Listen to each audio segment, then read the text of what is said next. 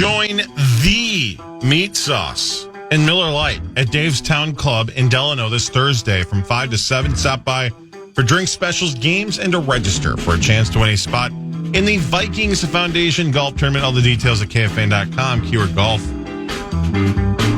Yeah, way to go, Saucer. There's Saucy right there. Look at The Meat Sauce. Hi. How did the comedy go? It went really well, man. It was super fun. Cato Ballroom is a great spot. Good amount of people. Very nice people. It was super fun, man. Great spot. Oh, I love the Cato Ballroom. I think... I must. Mussy. Hey guys, Hi, good Mussy. morning. I got a chance once to sit with the Nitty Gritty Dirt Band. Yep, their poster's up on the wall somewhere there, yep. Yeah, so they were performing there, and then I was going there. I was working in promotions and also on the air at Country 103 in Mankato at the time. And so I'm putting up banners and stuff like that, and they're doing their sound check. And the band just goes, the guy's like, hey, you know where we can get a beer? So I snuck in and grabbed some beers for us, and we just sat there swinging legs right on the stage with the Nitty Gritty Dirt Band. You look like a guy that could get beer. Coolest moment ever. Yeah, they read the room. Yeah, they were like, that guy. That guy knows. You used to have beers in your backpack. Yeah. No, Ben. What? I don't have a problem. No. You just you're well prepared. Yeah, man. Yeah, I'm a solutions guy. you're a real seasoned pro. That's what you are. Yeah, man. I don't think you mean that, but that's nice. How dare you? Can't spell problem without pro.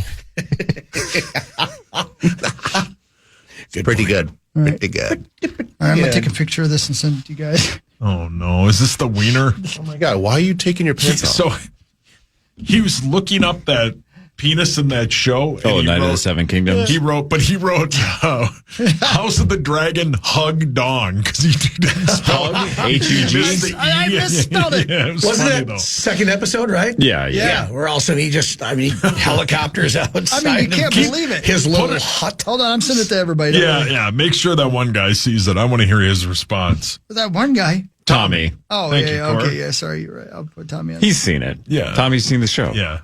Just send it to the Power Trip Effers and just write good morning. I don't think I'm going to do that because don't do there's that. a couple ladies on there. yeah. Oh yeah. But let's see, Ben. So if the other guy is Ross. named the Tall, why I've would that never guy seen be it. the Dong? I mean, look at that. I don't even know. I've never seen it. And what? I mean, that's so hard. Holy smokes! That's so far back that they could only come up with a My nickname, God. the Tall. It's the House of the Dragon. What? Jesus! No. Why is that? I don't know. No, it's not. My God! Yep, that's a rope. Yeah. How does he wear shorts? It's cartoonish for it like fits the character perfectly too. It's hilarious. That's got to be a prosthetic. Of course it's a prosthetic. Sure it is. 100% it is. If there's Yeah. a God, it's a prosthetic. It goes to his knees. It literally does. Man, if I'm that actor, I'm like, don't ever take this off. Yeah, right. Yeah, you definitely asked to recut that scene multiple times. You guys want to do a couple Yeah. takes? I don't think I got that one. It's a good point. It is cut. Yeah.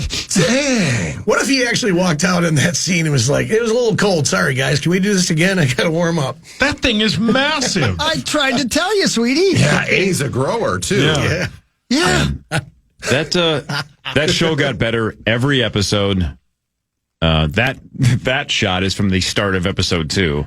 But man, it was definitely worth the watch. I'm so glad I didn't give up on it. It got better and better and better and better. watched Now the it's whole done. thing, yeah. No, it's done. You watched last night too? Yeah. Yeah, it was good. Yeah. It was good. It was good. I binged through those first 3, and then, of course, I saw the Donger, and then The donger. The donger from 16 Candles. How close were you to giving up on it? Not close. I was just bored. I was just frustrated. Like, where is this going? And then Because once you wanted more of this. You wanted Yeah. more. No, I just more of him. The wanted first more 3 schlong? episodes, it's just a lot of like, I'm going to enter this tournament. It's like, you've been saying that for 3 episodes. Like, when is something going to happen? And then when stuff actually starts happening, you're like, man. Now, my guess is the first 3 episodes are actually better than I thought they were. If you go back and rewatch them, once you see where it's going. I just didn't like the pacing, but that's nitpicking because it and was you know definitely the whole thing worth the about wait. egg and everything else. Yeah, it's definitely worth the wait. The build-up's worth it. It's if they had been hour-long episodes, the action would have started midway through the second episode. That's fair. Right. But since they're half hour and you have to wait a week at a time, and this is like 3 weeks where there's not much going on. Yeah, that's a here. good way to look at it, yeah. You know? Yeah, man. Worth it though. Man. But now, since it's Thrones, we have to wait 17 years for Yeah. season 2. It's too bad because that's real good. It's real good. Real I'm good. surprised all the episodes are only 30 minutes. Yeah, me too. I think a couple of them were pushing 40, but they aren't an hour like House of the Dragon or Thrones. They were quicker. I think George R.R. Martin said he thought this was going to be just like a movie almost, a standalone movie, like a 3-hour film, but they split it into a series. The kid who plays the main character is real good, man. Yeah, they're both great. Yeah, the little kid who plays Egg too. Yeah. But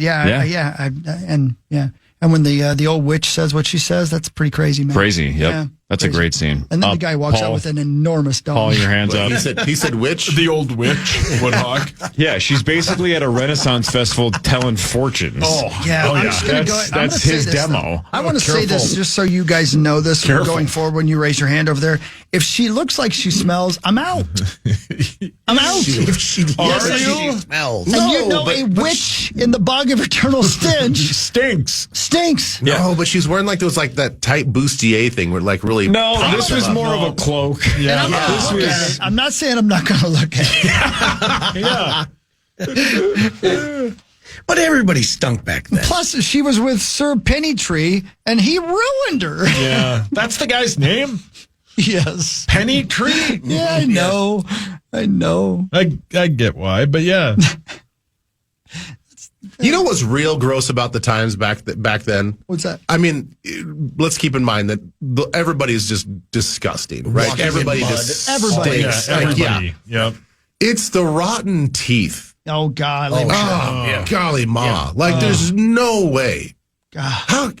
How can you just like roll over and want to get after it when there's this this cabbage pale kid breath coming out that's just. But again, the hardest part about personal hygiene in like the Middle Ages was the White Walkers and the dragons, right? It's hard to brush your teeth. This is historic fact. Everybody knows this. Yeah. I don't have time to brush my teeth. There's dragons flying around. Oh no. Yeah. Man. But if you have meth teeth as well, then what's the difference? No, I get what No, you're saying. that is true. The thing is, like, it's Good not like point. I'm the only one that goes to the dentist Yeah, and nobody's brushes my minty teeth. fresh. Right. Nobody No, knows. but- Nobody knows knows that any minty different. fresh breath exists. No, you don't even know any different. I bet there was a lot less kissing than they show in Pride and Prejudice, though. You know what I mean? Yeah, but they didn't know that there was an option to be better than that. That was as good as it got. Yeah, I understand. Hell yeah, man. Get in there. I don't know. Just get after it I don't first. think it. Yeah. It still smells. Like, I don't want to kiss my gal and then be chewing her food. Oh, gross. I don't think there was a lot of wooing back Notice then. Hawk didn't say anything. No wooing. You don't even think there was like I think a you just modern went amount of kissing. You went just, right to you it. just Nobody Rick flared? you just threw it in there, huh? Yeah, oh, yeah. Wow. I don't know. Medieval foreplay, I guess, didn't happen. I love that big Hawk when you were watching Thrones and you said Kim basically said, "No, when is this supposed to be Yeah, I again? know. Like what year? Yeah, like, It's not a year. There's dragons." yeah, but I love that bit. I made myself sound much cooler though when I retold the story because in real life I was like, I'm Good sorry. question. I think that's a fair question. Okay, if you take the dragons out of it, in what era would that be? hard to take the dragons out of it. No, I know, but I mean, then it's what 90% of it is like looks like it's medieval times. Sure. But then like 10% of it is dragons. Okay, take that away. Yeah. Okay. Then what era are we talking about here? Yeah, medieval times. Yeah. Yeah. I don't. I Back in would the, guess in somewhere. the, Yeah. Monty Python Yeah. times. What century would you guess if you take the White Walkers and the dragons out? I don't even know. I'm not- 1800s when they Oh, built it. way earlier Like than that. 1200 or That's what something? I was Yeah, I would say right something around in there. that range. Yeah. Yeah. Back in the round table I was days. talking about the pyramids being built. Oh, the pyramids being built. Yes. Yes. No, this is pre-pyramids. I Yeah. agree. 18. What did he say? Was it 18 Kurt 1800s or something. Yeah. Who knows? No, Who it was knows? not Kurt Bills. Was it Kurt Bills? No, sir. Man. All right, I'll give you one more news story because it's supposed to be the news, but I'm going to tell you something because I find this really interesting. You know how like you ever like look through the science stories just because there's always something fascinating, right? And they found a dinosaur bone or they got a new form of bacteria or whatever. There's always got to be that one scientist. And when I read these stories, I'm like, that's pretty interesting. But how did they come up with the idea that they wanted to try that? And it has to be the one scientist in the building who does a lot of drugs. There's got to be not great scientists in the world. I'm sure there's a million of them. They're smart, but they're not great. This guy decided to give octopuses MDMA to see what would happen. What? It's true. Oh, leave the octopi alone. Exactly. Why? Scientists conducted experiments where they dosed octopuses with MDMA. The study was originally published in the Journal of Current Biology, examined how the recreational drug impacted on the sociability of animals. And MDMA, also known as ecstasy, for those of you not partying, hugely popular in the drug scene, especially at raves, works because it binds to transporter proteins in your neurons and creates a feeling of euphoria. I need to try this. I'd like euphoria.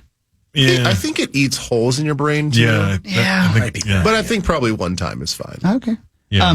Octopus is a highly intelligent animal, and study authors observed how their behavior changed when they were given MDMA. As human beings, we like to know where we came from. MDMA is an amazing tool for studying social behaviors. How did the octopuses react? The study put 2 spot octopuses, which are normally not a particularly social species, and put 2 of them in a tank together and gave them MDMA. Jeez. What a party. Way to Cosby these poor octopi.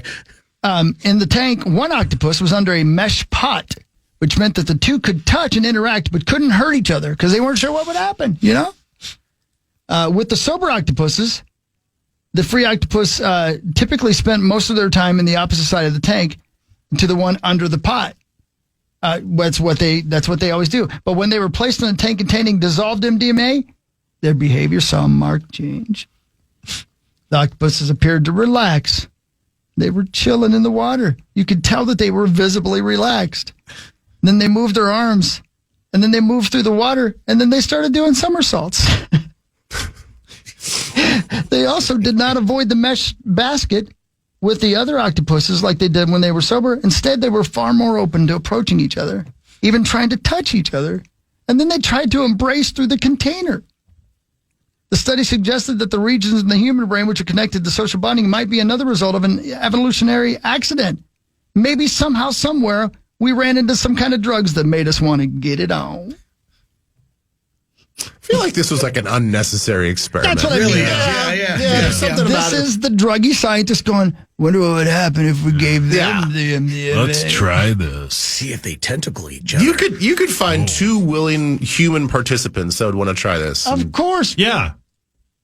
Euphoria? What's that like? Oh. Yeah. I think, don't they call it the love drug? Yeah, it's ecstasy for a reason. Yep. Yeah.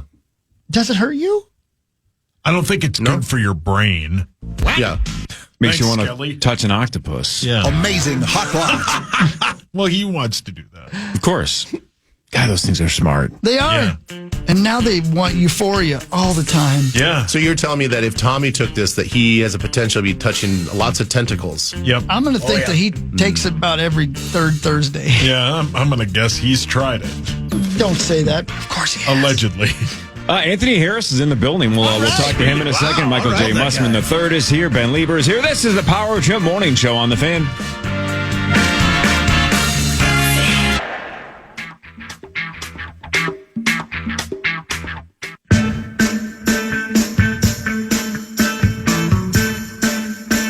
Hey, welcome back to Power Trip Morning Show. Here we are. Mussman and Ben Leber, cast of thousands. And a very special guest in the main studio over there. Zach should be walking him in here in a second.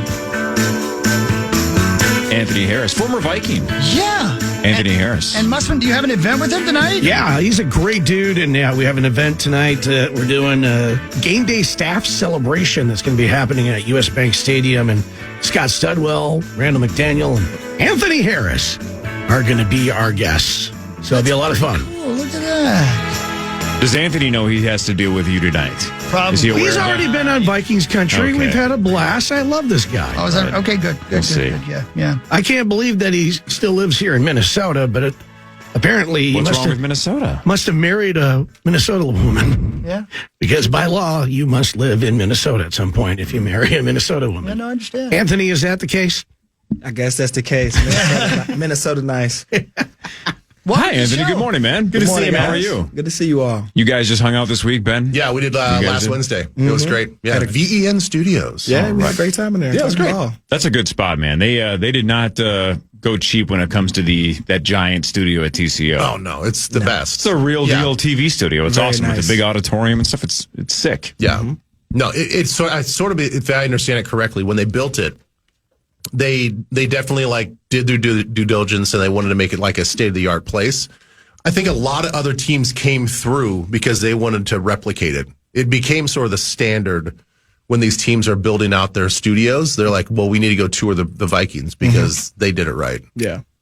Yeah. So, Anthony, what do you do with the Vikes now? Are you starting to dip your toes into the media world with the Minnesota Vikings, or what are you doing? Well, over the past year, I've been around a little bit, doing some podcast stuff, very lightly, just keeping up with the team, off season and stuff like that. Awesome.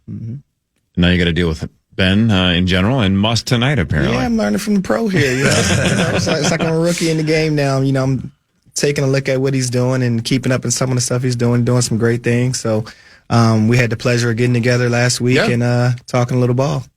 I know. Awesome. Do you get excited? Because I know there was a time where when I was recently done playing, I didn't jump into like the combine and the evaluation parts of it. Is that something that you're like naturally interested in? Yeah, I just think for me, just like player evaluation and just kind of how it all comes together from, scouting the talent, scheme wise. I've just been kind of looking at it from an overall thing. Last year, I talked a little bit more about free agency, not as much about the draft and stuff like that, but that is a fascinating piece and seeing how that translates and how the scouts and executives, vet talent and the directions that they decide to go. Yeah. How different is the combine, though, from when you guys went through it? Like, it's significantly different, right, in terms of, like, who participates, what they participate in. What do you guys see differently from now and then? Well, I think for me, it's somewhat been the same. I think there's a little bit more of players coming out behaving in ways that are more of like professionals with business decisions and things like that. But in terms of, the numbers that guys are putting up, it seems like they just continue to climb. But I think the mental side of the preparation and the details that goes into the preparation has just continued to evolve. Yeah, I would say, definitely the athleticism, the whole like bigger, faster, stronger thing that just continues to like progress every single year. I mean, every generation I think is just going to be a better athlete than the former generation. But I think in some ways there definitely are, to your question, like less guys participating because they kind of know their draft stock. They kind of know their draft value. And like, well, I'm not really going to increase my value if I just go out here and do, my 3-cone or my 40 or whatever, my bench press. Like, I'm good. Like, my tape's going to speak for itself. The thing that I don't love right now is there's so many guys that get the coaching on the meeting side of things because every night there's meetings stacked upon meetings. Like, you got to meet with all these teams. You get a list of all these teams that want to meet with you and interview you. These guys are becoming like robots. It's like you're never getting a real answer. Yeah. That's the thing I don't like. Just be a human being. Like, these guys just want to talk ball with you. They just want to like talk to you like, hey, tell us about your family. Tell us about this situation that happened here when you're at this college. Hey, why did you transfer? What was the thought behind that? And everything is just so contrived. Like, nothing's a real answer. That's the thing I wish they'd get away from. Like, I know that some of these guys, like, they want to protect themselves. They don't want to come off like they're just a big, football idiot. But at some point in time, there's got to be a blend of like, that's a human being that plays football versus like, that's just a contrived machine that's just been rehearsing and acting like a football player, acting like a human being. Yeah. Yeah. I think it's just the environment, going through the process, you're in different meetings. Some questions get repetitive every now and then. You might have something that pops up and surprise you. And so I just think that environment, it breeds a very professional, analyst, breakdown type of environment. So that's kind of the nature that the players responds. But I found, as you go through the different meetings and you've got a few under your belt, it starts to kind of settle down a bit. And then also, if you get an opportunity to come into the facility, if a team invites you in for, their top 30 visit or whatever it is, that setting tends to be a little bit more, relaxed. The players kind of able to kind of, let his guard down a bit. Because ultimately, you're being evaluated at every second. You know, something you say, something you do could possibly just come off in a bad manner that you may not want to present. So I think as guys go through it, you know, they kind of get the feel of it and they kind of understand a little bit more. Just kind of, you know, they can be themselves and really show who they are as a person. Anthony Harris is here on the Power Trip morning show, and we are going to be doing an event here tonight. You came into the Vikings in 2015. 2019, you had an unbelievable season, so amazing. But then you also went to Philadelphia. So Vikings fans versus Philly fans. Yeah. Your thoughts? Yeah, I think they're two different fan bases. I just always think back to my first experience coming in as a rookie and being in that outside stadium. That was something that I truly loved as a player and as a competitor, just growing up watching the game. It kind of just reminds you of old school football. And so for that, I kind of miss that era, walking out, the fans in grueling cold weather, but they're drinking beers, they're getting ready to go, and they're excited. And when the game kicks off, they're ecstatic. And so making that transition was something big for me when we went indoors. But then we came out with the skull chant, and so stuff like that is really moments and different cultural things within the game that you feel and that represent the organization that you're with. So I was glad that we did that. But being in Philly is different. The fans, they're cheering loud and they love you when you're doing well. But kind of like any other fan base, when you're not doing so well, they let you know for sure.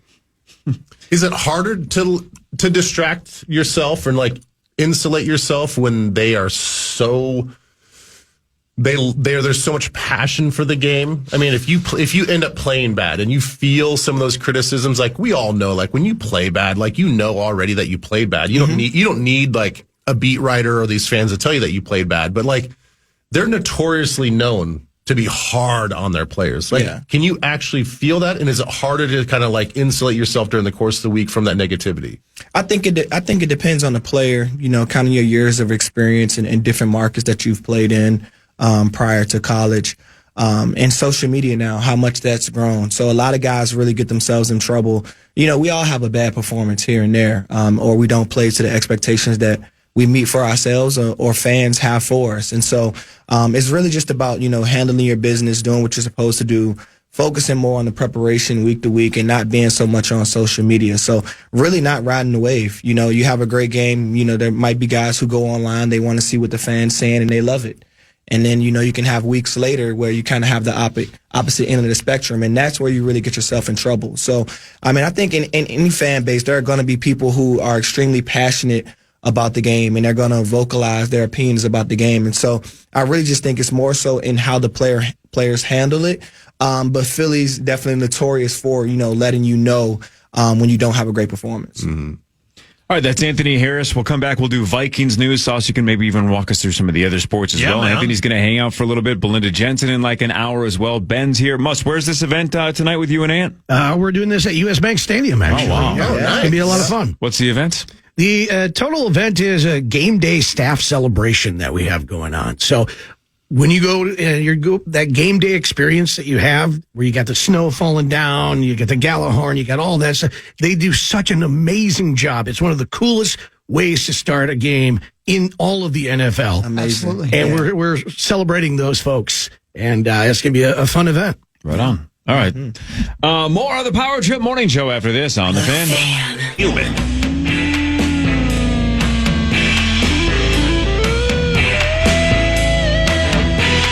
Welcome back. Power Trip Morning Show. Here we are.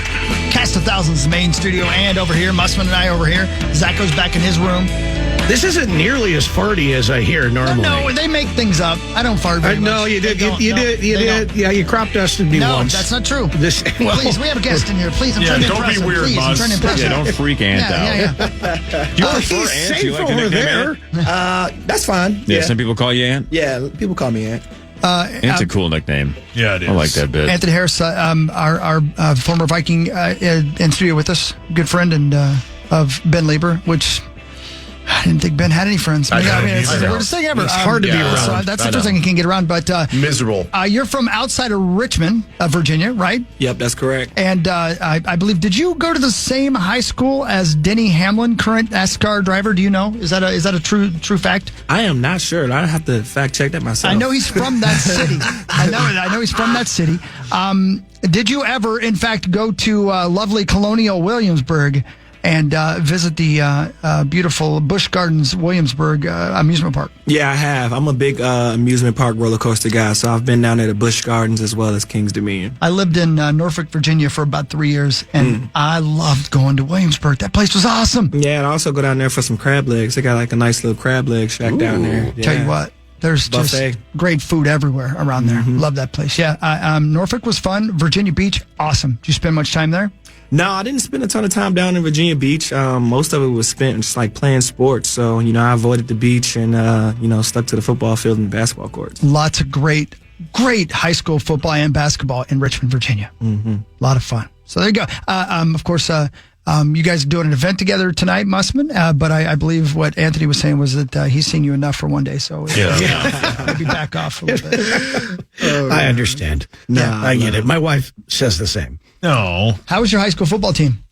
We were pretty good. We won a lot of divisional championships.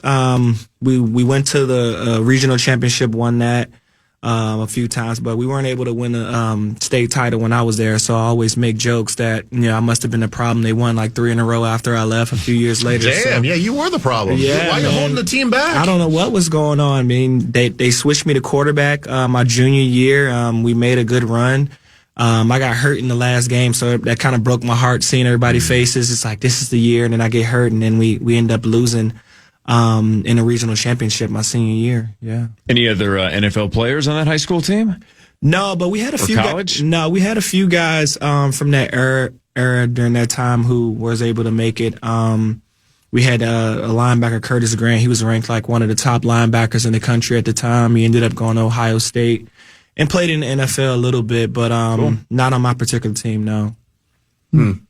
Yeah, there was for some reason, the reason high school sports sticks out so much to me when I lived in that area, I think is probably because Allen Iverson lived there in Hampton, Virginia, which is by Norfolk, Virginia. Yep. And he was the scream of that entire area, but as a high school quarterback. Yeah. Basketball as well, but more about football, what I remember hearing about him as a high school football player. Yeah, he was extremely talented. As a kid growing up in that era, that was kind of one name that really jumped out just for his pure athleticism, on the football field, on the court. But just that Tidewater area in general, honestly, being up from Richmond and just an hour, 2 hours away, I got to tip my hat to those guys. When you start talking about Virginia football for a while, the Tidewater has done a great job with putting out a number of players who were able to go on to play in the NFL. But we are growing down in Richmond. Over the past few years, we have 5 or 6 guys who currently still play from that area. So we're trying to catch up, but we're ways behind. Yeah. Well, let's do Vikings news. It's actually a lot of sad news, but still, I want to get a couple of former Vikings opinions on the news over the weekend, if you don't mind. It's time for Vikings news on the Power Trip, presented by Radco. Your truck accessories. Ben, let's start with you because you played with Roniel Whitaker. Former Viking defensive back Roniel Whitaker died at the age of 46. Played with the Vikings in 06 and 07, a couple of seasons, 27 games with the Vikes over those 2 years. And again, a teammate of yours. Yeah. So we were together when I got here in 06. And, it's one of those things where it's tough because, he and I weren't close after he got done playing, but I think that we were, fairly close when he played and he was on the team. I mean, he was a guy, the way to describe him was one of the brightest spots in the locker room. Like that's the only thing that I can say. He always had a smile on his face. He was funny. He was jovial. I heard other people say here's a guy that's never had a bad day. Never had a bad day.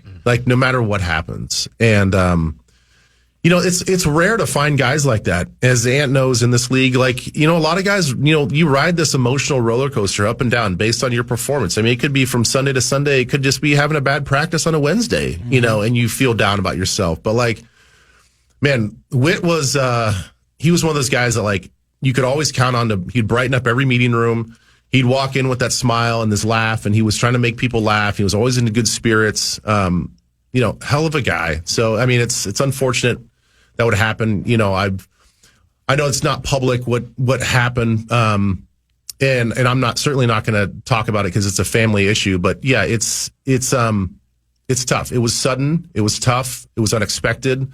So I definitely, thoughts and prayers to his soul and his loved ones and everybody that's around. Absolutely. I had the opportunity to meet him a few times over the past 2 years. Being out of the game now, coming to a lot of games, going into the alumni suite, and the one thing you mentioned about with this energy and just being a ball of energy and never seeming like he had a bad day. I remember the first time walking in, I just see like this bright smile. He comes over, we start talking, and we start catching up, and we connect with college rivalries. Me going to UVA, him being a Hokie, a Virginia Tech guy, and so we talked football and stuff like that. And he just talked about my game, and we connected from that. And then coming back games later and being in the presence of him, he just had great energy, and we just had a great time watching games and talking ball and things like that. And he was always smiling. So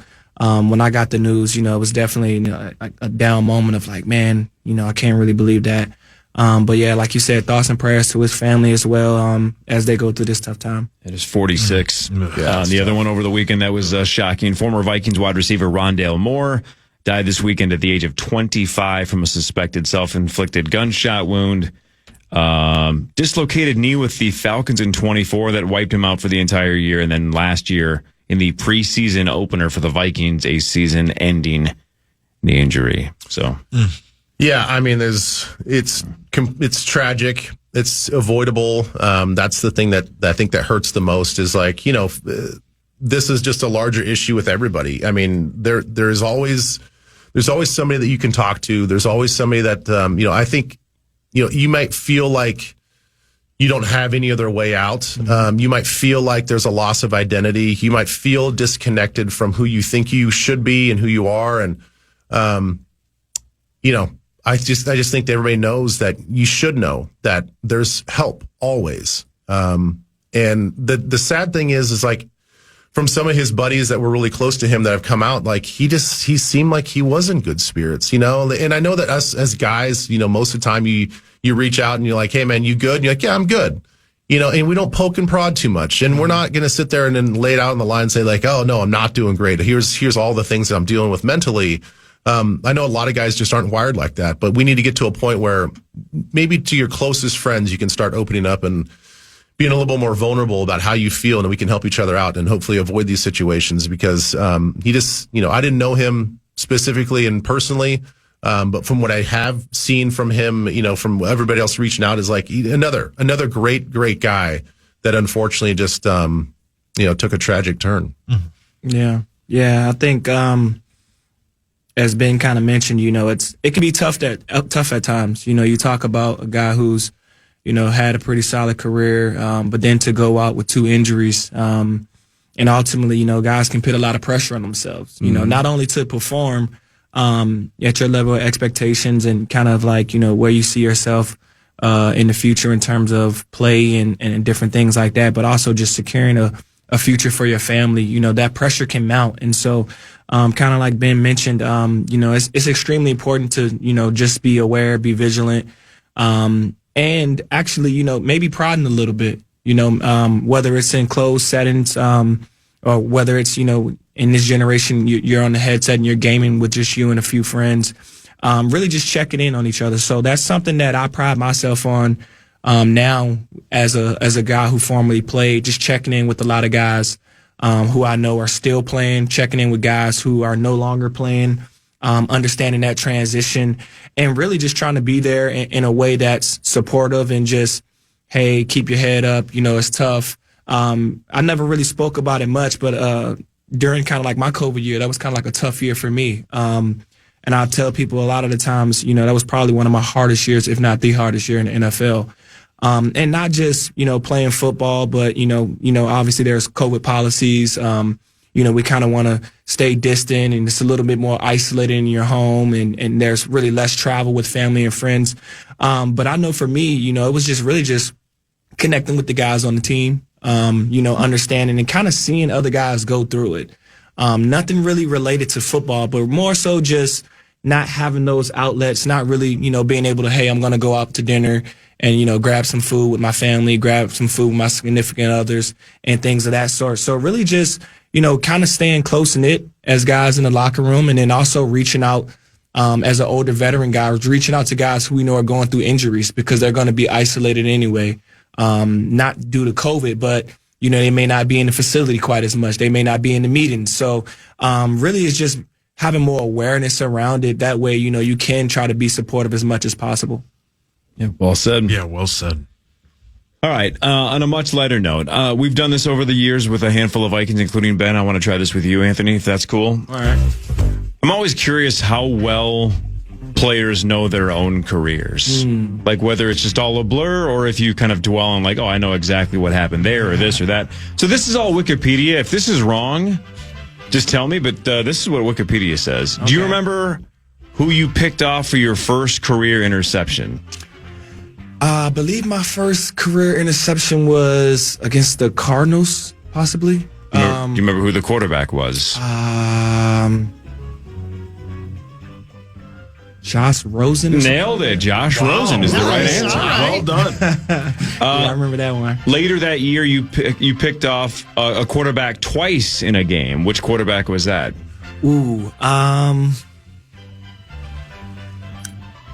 Later in the year, twice in one game. Mm-hmm. The only person I remember picking off twice in one game was Matt Ryan and with the Falcons. That was the next year. Yep. Possibly the Bears, maybe. Yes. Yeah. Who was the quarterback? The quarterback was Trubisky. Yeah, there you go. You got it. Right. Picked off Trubisky. Now this will make Ben Leber's day, even though this is your career. Your first career touchdown was a pick six off of what quarterback? Russell Wilson. Yes. Got him, Ben. You got him. Yeah. According to Wikipedia, you had 3 interceptions in 2019. All giant name quarterbacks. Russell Wilson is one. Actually, hang on a second. Let me make sure this is right. 2019. Oh, you had 6 interceptions that year. Yeah, hang on. That one threw me off. I was like, yeah, you had 6. So well done, two against Matt Ryan. Mm-hmm. One against Dwayne Haskins. Wow. Do you remember the other 3? So Russell Wilson and then 2 other big names. Phillip Rivers and Aaron Rodgers. Got it. Yeah, man, you know your own career pretty well. That was very good. Do you keep the ball? Oh, absolutely. Do you have all of them? Absolutely. Yeah, that's you have sweet. all of them. Yeah. Oh, no kidding. Yeah. What do you do with them?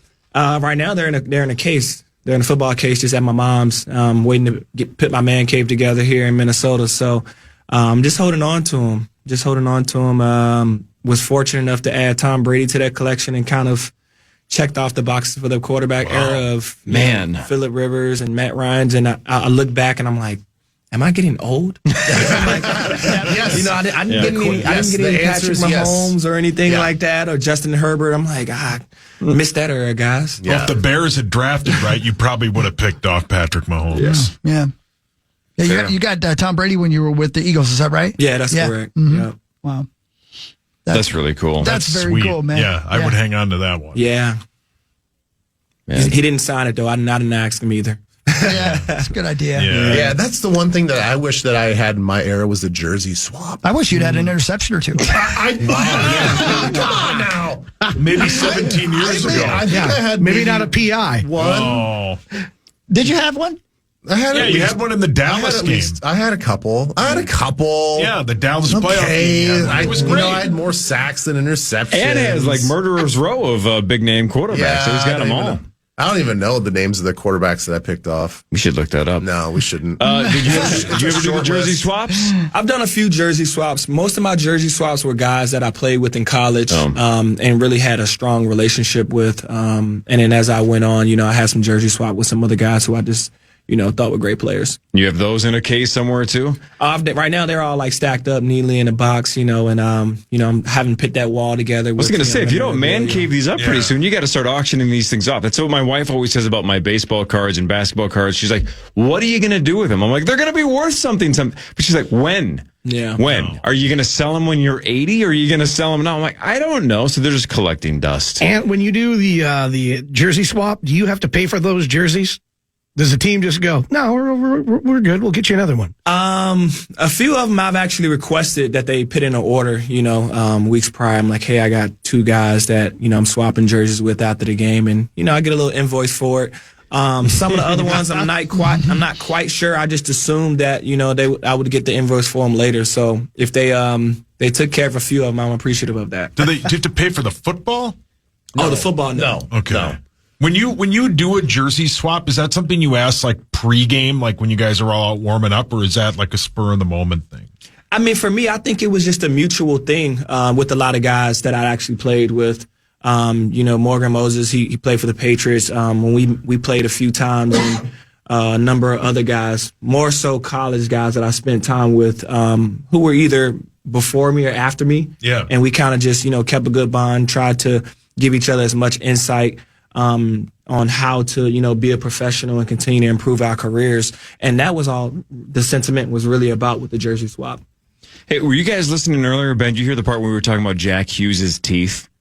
Yeah, and then we were talking about Mark Parrish's teeth and about how each tooth that got knocked out was insured by a different NHL team. So if he goes back to get that tooth fixed, he has to invoice or that specific team. What's the NFL dental plan like? If somebody, I don't know, if you guys had your teeth popped out while you were with the Vikings, do they still cover that now? What's the dental plan like? I think well, no, because you only get coverage for 5. I mean, it's really 6 years after you're done playing. Yeah. So Isn't that why Phillip Rivers went back? And it's from the league, not the from a clock specific team. It's How does that it's work? the league-wide. It's a league-wide insurance regardless of plan. team. Yeah. Yeah. I'm surprised the NHL just doesn't have that. Just league-wide insurance. Especially with all the teeth they lose. Because Perry had to go to every team he lost a tooth from. Yeah. He Yeah, has you to would- yeah, you mark would- them. Yeah. They're actually the same color of the team he played for. Poor Perry. Jack Hughes scored his golden goal with a shattered smile. He says, I looked on the ice and saw my teeth. Oh. So we now know they came out of his face, not down his throat. Pick them up. Tough. Yeah, man. Pick them up and auction them off. But I'm telling you what, man, obviously it's well worth the pictures that he will have. Yes. Those pictures with him holding the flag and the celebrating with the broken teeth and the blood in his mouth. Yeah. I mean, you can't get a more iconic picture. Yeah. It's the It's most iconic. hockey picture ever. Yeah. Yeah. It's so good. Yeah. It It's was the best. outstanding. Yeah, that was great, man. They're showing a guy on ESPN right now that's taking a chainsaw to his TV after Yeah, he's a crazy Canada Canuck. lost. Yeah, I questioned when I saw that video, what is going on inside his cabin? What is going on? There's pieces missing from his roof or from the ceiling. There's a recycling bin full of beer cans and sodas. It looks like It doesn't look safe. there's firewood just stacked in the middle of the room. I don't know what's Looks like going on Muss's garage. Oh, go ahead, Mussy. Oh, okay. Can I ask a really stupid question? Please. Hell yeah, you're good at it. Anthony Harris, thank you. We're talking about the Olympics here. I want to know the 2-man luge. All right. What former Viking teammate would you team up with, and who would be on top? Okay. Muss, you guys have an event tonight. Don't derail this. What are you doing? Let him answer the question. Man, I'm not sure, man. I mean, I had a lot of great teammates, a lot of great guys. Harrison Smith was my guy when playing. Also, Eric Kendricks. Those guys were great players. Had a great time on the field with them. A lot of great moments watching ball, talking live. So those are probably 2 dudes who I really connected with in terms of, when I was playing. The goal, it's got to be a sweet spot, right? Because if we're being serious, don't you have to go absolutely ballistic for 7 seconds and push off as quickly as possible? Where it's 6 or 7 seconds. So you got to have somebody that's fast, that can get out of the blocks quickly, and then doesn't weigh 900 pounds, right? So you can't say like Pat Williams. I think having Pat would be great. He needs to be on bottom though. Hey, listen, he's not going to run fast enough. By the time you get that thing moving, come on, you don't run on a luge. No, come Pat on, was dude. faster than he looked. Started. No. I'm telling you, you watch the first quarter of every game and you watch Pat hustle down the line, like that dude could move. There's no chance he fits in a bobsled or a luge or like a skeleton. So you might have to modify your luge. Yeah, come on, modify the luge. You understand the physics. Yeah. Like the more weight is going to be faster speed. Like our top end speed is going to be blazing It's going to take you 2 minutes to get him in the luge. The race is over by the time I think it's moving. I'm going Pat.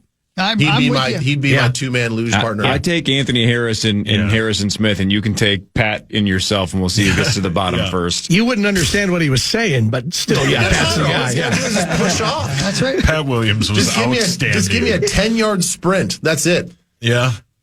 I think you'd have a better chance if you just get in there by yourself and let Pat push you as hard as he can and then go. Yeah, maybe. I think it only counts if you both cross the line. Yeah. He's got to get in eventually. If he's doing that, I'm going to get Linville to push me. Now we're talking. Good choice. Yeah.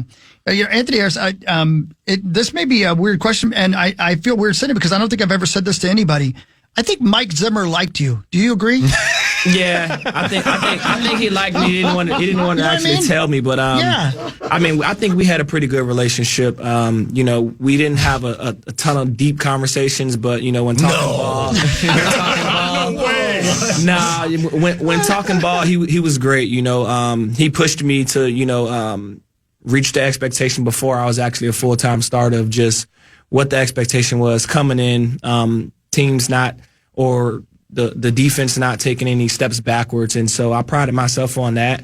And when I did a great job, he just told me, "Hey, great job." It wasn't too ecstatic, but I know he appreciated it. It was coming from a great place, and when there was something that I could do better, he'd let me know too as well. So I appreciate his style of coaching.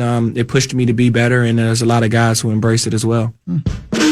One of the best parts of being undrafted, right, is when they give you the spot, it's earned, right? It's not just like assumed because, well, you're a first rounder, we have to play you. It's like, no, you're undrafted. You got there because you earned your way there. Oh, yeah, absolutely. I mean, it may take a little bit longer, coming from a guy who's undrafted. You may have to continue to prove yourself here and there a few more times. But that's just the nature of the beast. Coming in as an undrafted guy, it's really just like, hey, I was a productive player in college, came out hurt, and so I understand my talents and I understand I have to earn, my spot on the roster and show why I'm supposed to be here. And so I try to do that as best as possible. All right, that's the voice of Anthony Harris. Muscle ask him other weird questions tonight at the event. It's going to be fun. That was a good question. I like that. It's the most Vikings country question of all time. I love it. It is. Love it. More with Anthony Harris, Ben Leber, Mike Mussman, and more. This is the Power Trip Morning Show on The Fan.